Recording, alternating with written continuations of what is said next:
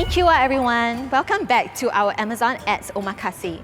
Today we'll be serving our lunch special, which is to drive your business growth together with Amazon Ads. Let me introduce our cast again for today. Today we will serve our valuable guests from the last session, Clarence and David. So welcome again, David and Clarence. In your last visit, we have served you 2 a la carte before we go into the main dish. Do you still remember what they are? Yes, I do. It was brand metrics and sponsored brand categories benchmark reports. Good job. So if you haven't checked out our a la carte, please check the above link to see before our main dish. So you've now seen 2 different tools to find our brand's performance and the benchmark.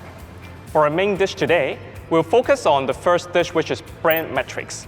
And we'll look at it together, how we can enhance the performance by each phase. Are you guys excited? Definitely. of course, man. Let's Ready, go. we're ready. Wow. Thank you. Okay, I'm back to my brand metrics here. Yeah, let me see mine as well.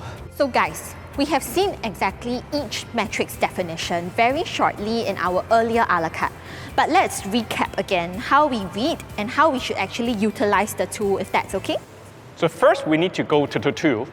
Please go through the process from Seller Central, Advertising, Campaign Manager, Insights and Planning, and there you will see brand metrics. So now let's look into the specifics a bit more. Please click View Detailed Metrics for your brand in this category. On each phase, you will see your percentile rank versus the other brands in your category and the specific engagement criteria. So for percentile, the higher the better. If it's quite low, that's where you might have to tackle and focus. Okay, Chef, I find my brand percentile is super low in brand consideration, which is equal to the purchase intent. Mine is a bit different. I find my brand percentile is a little lower in awareness. What should I do exactly, Chef? All right, David and Clarence, calm down. So from now, let's see what we can do for each branding phase and their objectives behind. So we'll give you the chef recommendations to upscale your growth lever. Let's start from the awareness phase. You will actually see the below metrics. Number 1, we have awareness index. It actually helps to understand our advertisers' awareness of brands as well as compared to their peers within the awareness percentage. Secondly, we have customer engagement rate. It actually helps you to know the percentage of customer as well as advertiser brand interactions within the category, within the time frame that we're looking at. Number 3, we also have brand search only.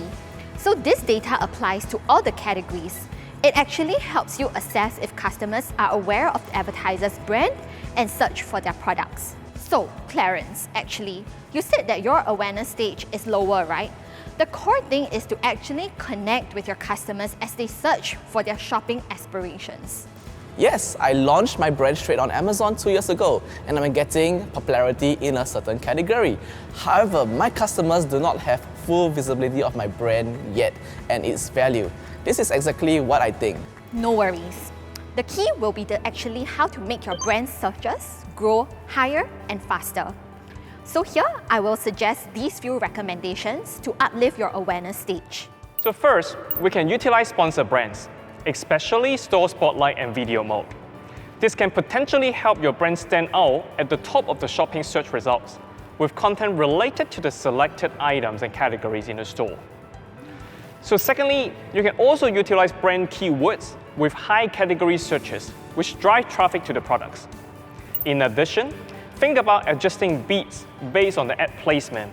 For example, top of search, that will help improve your visibility of the brands. I heard about sponsored display actually. How much of this is actually crucial to the awareness stage? Sponsored display is considered one of the most effective advertising products to increase what we call new to brand customer sales. Advertisers using sponsored display find that up to 82% of the sales come from the new to brand buyers. Sponsored display can help reach audiences on and off Amazon based on relevant shopping activities to increase the brand awareness. So you can use audience targeting, product targeting, and product category targeting all together. With this, advertisers can also place product on similar product detail pages or complementary product detail pages. Oh, okay. Then I've actually used sponsored brand product collection mode, which was to signify 3 different ASINs together. Now I will start 2 different campaigns by itself. Sponsored brands, which is store spotlight with branded keywords, and also sponsored display, product targeting, which would place my products on similar product detail pages and complementary pages to get more traffic to my brand store or product pages. Good job! After seeing the progress for about 2 to 4 weeks, let's move into optimization by bidding or placement changes. I see, that is super clear now. Chef, I want a custom dish too. So I want to know on purchase intent stage, my brand shows lower index on purchase intent. Especially the add to cart is significantly lower. Great, David. You have a lot of good questions. So now that we're on the customized dish, let's talk about what are the action points.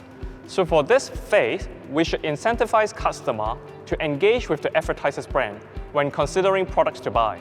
The consideration phase is a moment to connect with consumer. We encourage the browsing consumers to add the advertiser's product to the shopping cart. I see, so can I assume that for this stage, at least for me, to increase the purchase intent when customers are under consideration? Yes, you're right. And here, we should think about 2 goals. The first one is to increase the purchasing intent of the consumer under consideration. Second is to attract more customers to the shopping cart. So we want to drive them to add your advertiser product to increase the impact of the product and move them to the cart. So now let us see how we can also help you uplift your consideration stage. And there are several tips here. Number 1, let's utilize sponsored display and sponsored products, especially on the product targeting. Why? Because we recommend to target a wide range of products and categories to reach more consumers who might be interested in considering branded products based on relevant products and categories that the consumers have viewed before. How about sponsored display? I thought of using Amazon audiences maybe. So we recommend selecting the Amazon audiences in market or interest audience group so that you can reach the audience that are browsing products in what we call the IO shell. That is those who have recently purchased items in a specific category. With this strategy, you can reach audiences who are viewing products in the same category as the product you advertise, so potentially increasing their buying intent. In another campaign, the brand owners can also use remarketing to reach a wider audience, not just those who have recently visited the brand's product detail page, and also potentially helping to further drive the purchase intent. Okay, I got the point. So I think here it's important to reach out as much as possible to the relevant audience who's going to be interested in considering our product, to add it to the cart, and then we retarget them as a potential customer. I will put 2 sponsored display campaigns for now. One for product targeting on the categories of my hero ASIN and Amazon audiences on in-market audience. Very spot on, David. I will look forward to the results. Wow, that's really interesting to see for both of us on this particular dashboard. I think we both are relatively higher in terms of conversion or for the purchase stage. So I think that this would be the core of our branding funnel, isn't it? Right, absolutely. I think we want to check whether we are doing it the right way. Very good point, David. Have you actually thought about what is important in this stage? Making someone to buy?